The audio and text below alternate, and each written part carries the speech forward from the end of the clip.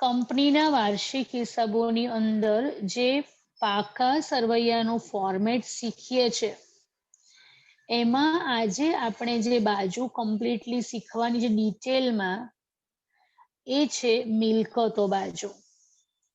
આપણે શીખ્યા કે અહીંયા પાકું સરવૈયું વર્ટિકલ ફોર્મેટમાં બને, જેમાં બે બાજુ હોય, બરાબર, જે આપણે બોથ સાઈડ ટોટલ ઇક્વલ કહીએ છીએ એ ટોટલ અહીંયા વર્ટિકલ આ રીતે કરવામાં આવે છે. પહેલી બાજુ જે છે એ ઇક્વિટી અને જવાબદારીઓ બાજુ છે. બીજી બાજુનું નામ છે મિલકતો. આ ઇક્વિટી અને જવાબદારી આપણે કમ્પ્લીટલી ડિટેલમાં શીખી ગયા, જેની અંદર પહેલું છે શેર હોલ્ડર્સના ભંડોળો, એની અંદર શેર મૂડી, અનામત અને વધારો. બીજું શીખ્યા આપણે બિન ચાલુ જવાબદારીઓ, જેના બધા ટાઇટલ ડિટેલમાં આપણે શીખી ગયા. અને ઉના જજો, બરાબર, ટૂંકમાં જ બોલું છું હવે. ત્યાર પછી ચાલુ જવાબદારીઓ શીખ્યા, ઉના જજો પણ વેપારી દેવાને લઈને. તો આવી રીતે તમે એક બાજુ આખી કમ્પ્લીટ કરશો, બરાબર, તો એ સરવાળો તમને અહીંયા કુલ મળી જશે. ત્યાર પછી નવી બાજુ જે સ્ટાર્ટ થશે એ છે મિલકતો.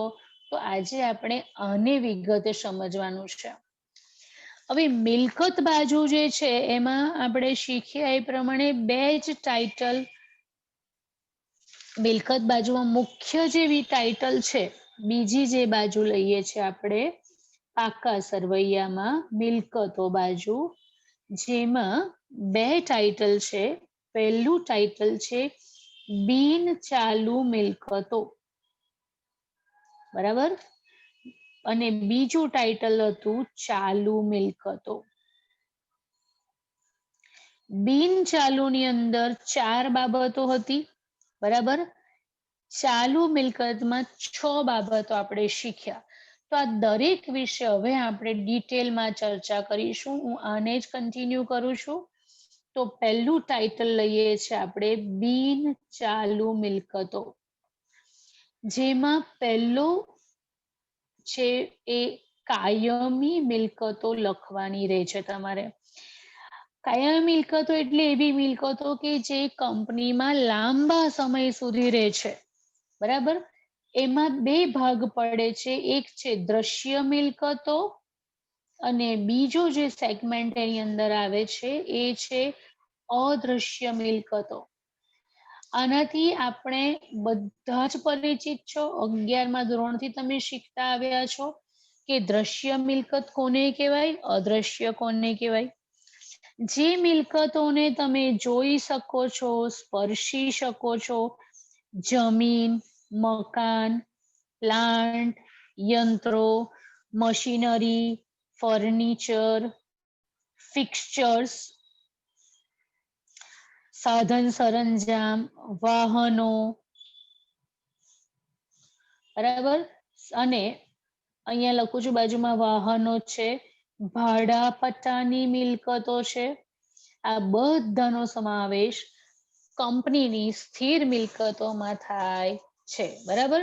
જેમાંથી એટલે સ્થિર મિલકત અને કાયમીમાં પાછો ડિફરન્સ છે. જમીન, મકાન એ સ્થિર મિલકત કહેવાય, જ્યારે પ્લાન્ટ, યંત્રો એ કાયમી કહેવાય, બરાબર. એટલે આપણે એના માટે એક શબ્દ વાપરીએ છીએ કાયમી મિલકતો, જેમાં સ્થિર અને બધી જ કાયમી મિલકતોનો સમાવેશ આપણે કરશું. ચાલો, આમાં બહુ ડિટેલમાં નથી જતી કારણ કે તમને આવડે છે, આ 11th થી શીખ્યા છો તમે.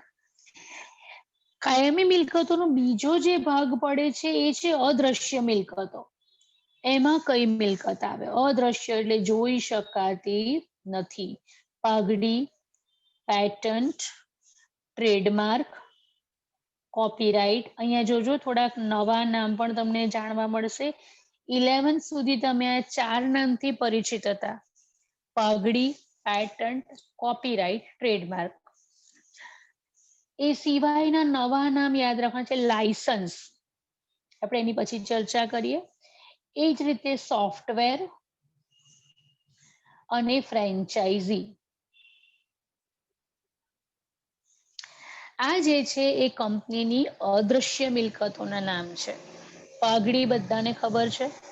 પેટન્ટ એટલે કોઈ પણ વસ્તુની ડિઝાઇન જે તમે રજીસ્ટર કરાવી દો છો. ટ્રેડમાર્ક એટલે ચોક્કસ સિમ્બોલ હોય તમારી સંસ્થાનો તે, અને એને નકલ કરવાનો અધિકાર એટલે કોપીરાઇટ. આ તમામ મિલકત તમે વેચી શકો છો, બરાબર, પણ દેખાતી નથી એટલે એને અદ્રશ્ય મિલકત કહેવાય.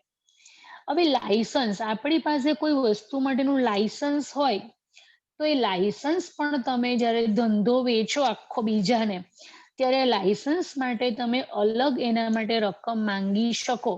કારણ કે લાયસન્સ એટલે પરવાનો હોય આપણી પાસે કોઈ પણ વસ્તુના ઉત્પાદનનો, વેચાણ માટેનું સ્પેશિયલ આપણે લાયસન્સ લીધું હોય તો એ લાયસન્સ આપણી અદ્રશ્ય મિલકત કહેવાય. સોફ્ટવેર, આપણે આપણી કંપનીની અંદર જે પણ કમ્પ્યુટરમાં સોફ્ટવેર વાપરીએ છીએ, બરાબર, ક્યાં તો આપણે જાતે બનાવેલા હોય અથવા ખરીદેલા હોય, તો આ સોફ્ટવેર પણ તમે બીજાને વેચી શકો છો. એટલે એ પણ તમારી અદ્રશ્ય મિલકત કહેવાય. અને ફ્રેન્ચાઇઝી બધાને ખબર જ હશે. ફ્રેન્ચાઇઝી એટલે એક પ્રકારનું તમે તમારું જે પણ સંસ્થા છે એની એ જ નામથી ચલાવવા માટે બીજાને એક પ્રકારની શાખા પણ કહી શકો તમે આને. તો આ ફ્રેન્ચાઇઝી તમે બીજાને વેચી પણ શકો, ભાડે પણ આપી શકો. તો આ બધી તમારી કઈ મિલકતો થઈ ગઈ? અદ્રશ્ય મિલકતો. તો બિન ચાલુ મિલકતની અંદર પહેલો ભાગ આપણે જોયો અને એ જોયો કાયમી મિલકતો. એમાં આવી રીતે યાદ રાખીશું આપણે દ્રશ્ય અને અદ્રશ્ય, આની ચર્ચા કરી. ચાલો, બીજો જે મુદ્દો છે આમાં, બીજો મુદ્દો કયો આવશે આની અંદર? તો એ આવે છે બિન ચાલુ રોકાણો. બરાબર, રોકાણો આપણી સંસ્થામાંથી આપણે કોઈ પણ જગ્યાએ રોકાણ કરેલા છે તો આને આપણે બિન ચાલુ રોકાણો કહીએ છીએ. હવે જોઈએ આપણે તો એમાં કોનો સમાવેશ થાય. તો બિન ચાલુ રોકાણો તમારી ટેક્સ્ટબુકની અંદર પેજ નંબર 128, 29 પર તમે જોશો, સોરી 130 પર, તો આ બિન ચાલુ રોકાણોની માહિતી આપી છે. એમાં જરા ટીક કરજો બધા ચોપડીમાં. ટેક્સ્ટબુકમાં પેજ નંબર 130 પર ટીક કરી લેજો. નોર્મલી તમને કયા આવશે એવું ટીક કરાવું છું દાખલામાં.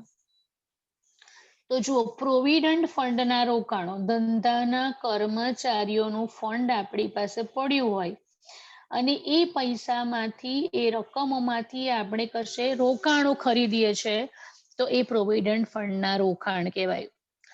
ડિબેન્ચર પરત નિધિના રોકાણો, નિધિ એટલે અનામત.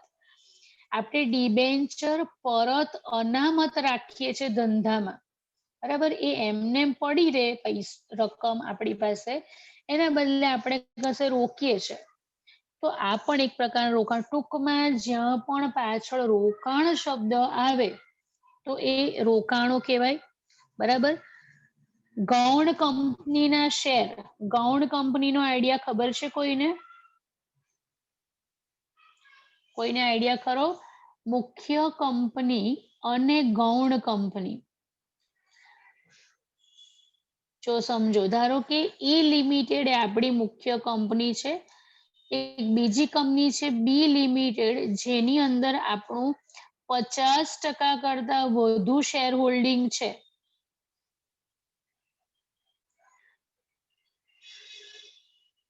બરાબર, તો આ આપણી કેવી કંપની થઈ ગઈ?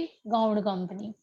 તો ગૌણ કંપનીમાં આપણે જો 50%થી વધુ શેર ધરાવીએ છીએ તો આ પણ આપણું રોકાણ કહેવાય. તો ગૌણ કંપનીના શેર એ રોકાણ કહેવાય. એવી જ રીતે અન્ય કોઈ પણ કંપનીના શેર ડિબેન્ચરમાં રોકાણ, તમે રોકાણ કરવાના હેતુથી બીજી કંપનીના શેર ડિબેન્ચર ખરીદો છો, એક્સ લિમિટેડના શેરમાં રોકાણ આવું આપ્યું હોય, ડિબેન્ચરમાં રોકાણ, તો આ તમારા રોકાણો કહેવાય. એવી જ રીતે તમને યાદ હોય તો મેં હમણાં વાર્ષિક હિસાબમાં પૂછ્યું હતું, સરકારી લોન અથવા સરકારી જામીનગીરીમાં રોકાણ. સરકારી લોન એટલે જેવી રીતે કંપની ડિબેન્ચર બહાર પાડે છે ને અને બોન્ડ બહાર પાડે, એવી રીતે સરકાર જ્યારે ઉછીના નાણાં લે છે તો એને લોનનું નામ આપે છે અને એને સરકારી લોન કહેવાય. આ સરકારી લોન જે છે એ પણ આપણે સરકારને લોન આપી શકીએ. મારી તમારી બહુ ઈચ્છા છે કે સરકારને લોન આપીએ. આપી શકીએ? હા, સરકાર જ્યારે ડિબેન્ચર બોન્ડ બહાર પાડે એમાં આપણે ખરીદી કરીએ એટલે આપણે સરકારને શું આપેલી કહેવાય? લોન.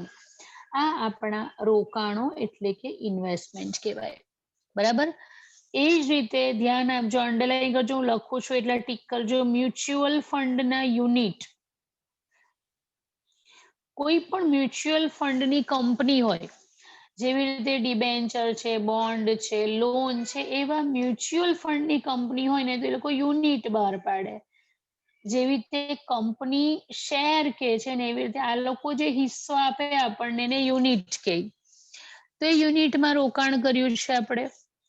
બેંકમાં ફિક્સ ડિપોઝિટ મૂકી છે, લાંબા ગાળા માટેની હોય, બાંધી મુદતની થાપણ, જો 1 વર્ષ કરતા વધુ સમયની, બરાબર, 12 માસથી વધુ, તો આ બધું બિન ચાલુ રોકાણ કહેવાય. હવે જો અહીંયા બધામાં તમને ચોપડીમાં જોશો તો 12 માસથી વધુ, 12 માસથી વધુ આપ્યું છે. એનો મતલબ એવો થયો કે જો દાખલામાં 12 માસથી ઓછી શબ્દ આપ્યો હોય તો આ જ રોકાણો તમારે ચાલુ રોકાણમાં લેવાના. સમજાય છે? જુઓ નીચે જુઓ, ચાલુ રોકાણો ચોપડીમાં જુઓ. સરકારી જામીનગીરીઓ 12 માસથી વધુ હોય તો બિન ચાલુમાં લેવાની, લાંબા ગાળામાં. નીચે જુઓ, સરકારી જામીનગીરી 12 માસથી ઓછી ક્યાં લીધી છે? ચાલુ રોકાણમાં. તો તમારે ચાલુ છે કે બિન ચાલુ એ ડિફરન્શિએટ કરવા માટે સમયગાળો ધ્યાનમાં લેવાનો છે. સમજાય છે બધાને? તો આ બીજું ટાઇટલ થઈ ગયું આપણું અને એ આપણે જોયું બિન ચાલુ રોકાણો. આ ટાઇટલ એમાં શું આવે તે સી પોઈન્ટ જે છે એ છે લાંબા ગાળાની લોન અને ધિરાણ.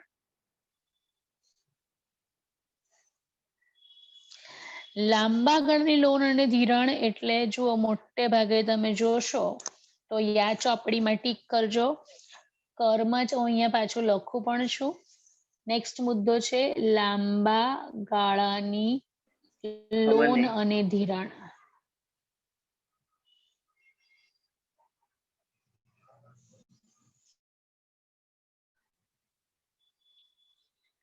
લાંબા ગાળાની લોન અને ધિરાણ.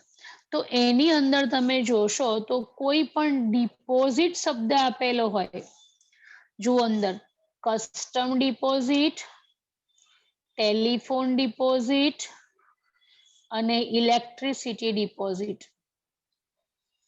બરાબર? આ તમામનો સમાવેશ આપણે શેમાં કરીએ છીએ? લાંબા ગાળાની લોન અને ધિરાણ. શું છે તે સમજાવું છું, આગળ જોઈએ આપણે. બીજો એક શબ્દ આપ્યો છે કર્મચારીઓને લોન. 12 માસથી વધુ. આ સ્પષ્ટતા જરૂરી છે.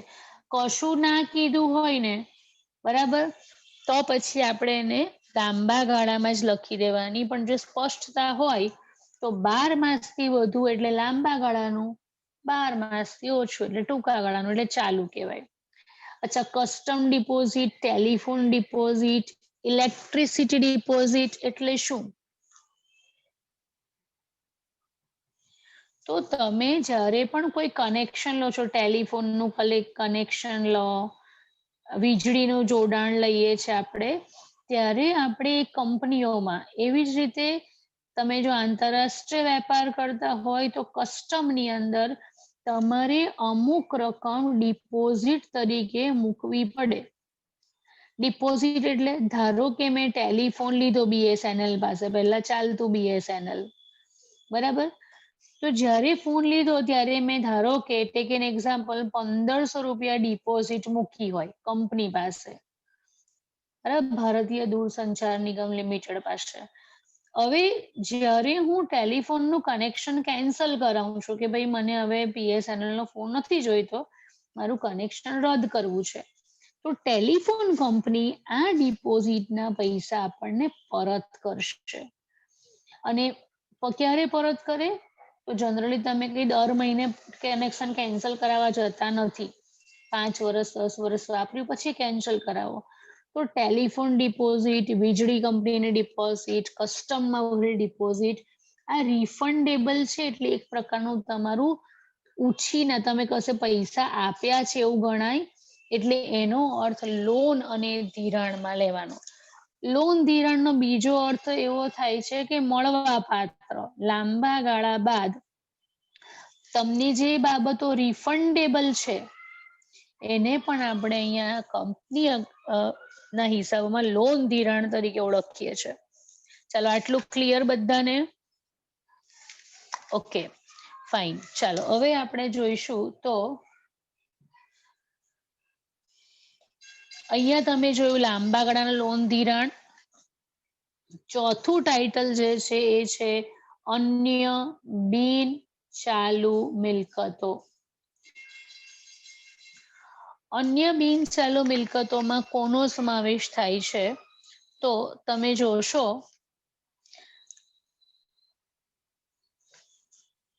કે અન્ય બિન ચાલુ મિલકતોના ટાઇટલમાં ચોપડીમાં જુઓ કઈ કઈ બાબતો આપેલી છે. ડિબેન્ચર વટાવ, જાહેરાત ઝુંબેશ ખર્ચ. તમારે મને કહેવાનું છે કે આ શું છે. સંશોધન વિકાસ ખર્ચા બધામાં કાઉન્સમાં આપ્યું છે કે 12 માસથી વધુ સમય બાદ માંડી વાળવાના. તો આ તો છે ને લાંબો ગાળો કે ને એટલે you have to take it four granted કે 12 માસથી વધુ સમય હોય, ગ્રેટર દેન 12 મંથ. બરાબર, એટલે એ દર વખતે સ્પષ્ટતા કરવાની મારે જરૂર નથી, તમને ખ્યાલ આવવો જોઈએ. તો અન્ય બિન ચાલુ મિલકત, બોલો આ બધું શું છે? આનું કંઈક બીજું નામ શીખ્યા છે આપણે? અવાસ્તવિક. Very good. આને શું કહેવાય? અવાસ્તવિક મિલકતો.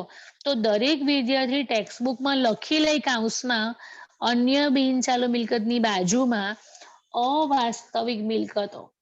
તમારે હેડિંગ આ બોલવાનું પણ સમજવાનું કે અવાસ્તવિક મિલકત છે, એટલે તરત તમને વર્ગીકરણ કરતા આવડશે.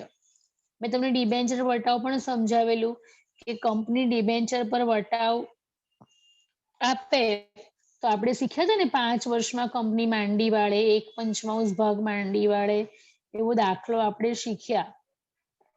તો જે ખર્ચા મોટા પાયા પર કર્યા હોય અને એક જ વર્ષમાં માંડી વાળાને બદલે કંપની થોડા માંડી વાળે, તો આને આપણે પ્રસારિત મહેસૂલી ખર્ચ પણ કહીએ છીએ. બરાબર. અને જે ખર્ચ નહીં માંડી વાળેલ ખર્ચ, એને તમે અવાસ્તવિક મિલકતના નામથી ઓળખો છો. ખ્યાલ આવ્યો?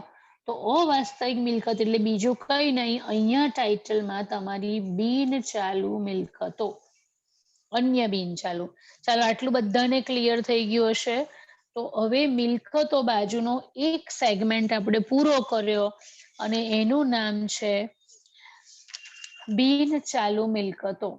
હવે આપણે પાર્ટ 2 તરફ જઈશું. આની અંદર જ બીજો ભાગ ચાલુ મિલકતો. ચાલો આની મેં તમને કી આપી છે રોમાં. અહીંયા આખું નહીં લખાય લાઈનમાં, એટલે હું બાજુમાં લખું છું. બરાબર, આ રીતે આડું લખી દઈએ આપણે. 6 મુદ્દા છે રોમાં, વેરો, લોચો અથવા લોચા. બરાબર. રો એટલે રોકાણો. જુઓ હવે રોકાણ એટલે ઓકે બરાબર છે. મિલકતોની અંદર આપણે જ્યારે બિન ચાલુ મિલકત પછી ચાલુ મિલકતોમાં જઈએ ત્યારે પહેલું ટાઇટલ આવે છે તમારું અહીંયા ચાલુ રોકાણો. તો જુઓ ચોપડીમાં ચાલુ રોકાણમાં શું આવે? જે પણ રોકાણમાં કાઉન્સમાં 12 માસથી ઓછું આપ્યું હોય ને એ બધા ચાલુ રોકાણની અંદર આવશે. બરાબર. એમાં યાદ રાખવા માટે એક ખાસ શબ્દ યાદ રાખજો, વેચાણ પાત્ર જામીનગીરી. ઘણીવાર કંપની એક સિમ્પલ સવાલ સમજો, એક ઘણીવાર આપણી પાસે થોડાક સમય માટે પૈસા પડ્યા હોય ને, મને એમ ખબર છે કે 3 મહિના માટે મને, એટલે હું કંપનીની વાત કરું છું, મારી વાત ના સમજતા. કંપનીને ખબર હોય કે મારી પાસે 10 લાખ રૂપિયા એક્સ્ટ્રા પડ્યા છે, 10 લાખ રૂપિયા છે, 3 મહિના મને જરૂર નથી હમણાં. તો કંપની આ પૈસા મૂકી નહીં રાખે. શું કરશે? કોઈ પણ જગ્યાએ કોઈ શેર, ડિબેન્ચર કશું ખરીદી લેશે. એ હેતુથી કે 3 માસ બાદ વેચી જ નાખવાના છે. કારણ કે મને 3 મહિના પછી પ્રોજેક્ટ ફાઇનાન્સ કરવા પૈસાની જરૂર છે. મને, એટલે હું કંપનીની વાત કરું છું. બરાબર? તો આને કહેવાય વેચાણ પાત્ર જામીનગીરી. તમે જ્યારે ખરીદીને, આને જામીનગીરી કહેવાય, ત્યારે તમારો હેતુ નક્કી જ છે કે તમે 3 મહિના પછી એને વેચી જ દેવાના છો. તો 12 માસથી ઓછો સમય થઈ ગયો અને 12 માસથી કશું પણ ઓછું, એટલે એને ચાલુ કહેવાય, જે વારંવાર બદલાયા કરે. બરાબર? એવી જ રીતે અન્ય કંપનીના એક્સ લિમિટેડના શેરમાં રોકાણ. તો ચાલુ અને બિનચાલુ રોકાણમાં ડિફરન્શિએટ ખાલી આવી રીતે કરવાનું છે કે 12 માસથી ઓછું હોય એટલે ચાલુ રોકાણમાં લેવાનું. અન્ય કંપનીના શેર કે ડિબેન્ચર ખરીદ્યા છે તમે, જેમાં સ્પષ્ટ કહ્યું છે કે ભાઈ 12 મહિનાથી ઓછા સમય માટેના છે. બરાબર? તો અહીંયા ઉપર જ લખી દઉં છું, લેસ ધેન 12 મંથ. એવી જ રીતે સરકારી જામીનગીરી હોય, મ્યુચ્યુઅલ ફંડ હોય, તો આ બધું જો 12 મંથથી ઓછું કયું છે તો ચાલુ રોકાણમાં લેવાનું. આમાં યાદ એક નવો શબ્દ આ યાદ રાખવાનો છે, વેચવા પાત્ર અથવા વેચાણ પાત્ર જામીનગીરીઓ. બરાબર? ચાલો, હવે આ જે પાર્ટ છે ને તમને ફટાફટ આવડી જશે. તમારા ઘણા બધા પરિચિત શબ્દો જેની અંદર આવે છે. આ પહેલું તમે જોયું ચાલુ, માં એટલે બીજો શબ્દ આવ્યો માલ સામગ્રી. માલ સામગ્રીનો સાદો સીધો અર્થ થાય કોઈ પણ પ્રકારના આખરના સ્ટોક. તમારે ચોપડીમાં લખવું એટલે લખી રાખો કાઉન્સમાં. એટલે ચાલુ રોકાણમાં પણ આવું લખી રાખો, 12 મહિનાથી ઓછા સમયના. એવું વાંચો એટલે ચાલુ રોકાણમાં લખી દેવાનું. ચાલો, માલ સામગ્રીમાં કોઈ પણ પ્રકારના આખરના સ્ટોક. તો કંપની પાસે કયા કયા આખરના સ્ટોક હોઈ શકે? કાચા માલનો સ્ટોક હોઈ શકે, અર્ધ તૈયાર માલનો સ્ટોક હોઈ શકે. અર્ધ તૈયાર કાચો માલ એટલે ધારો કે કપાસ છે તો આ કાચો માલ કહેવાય.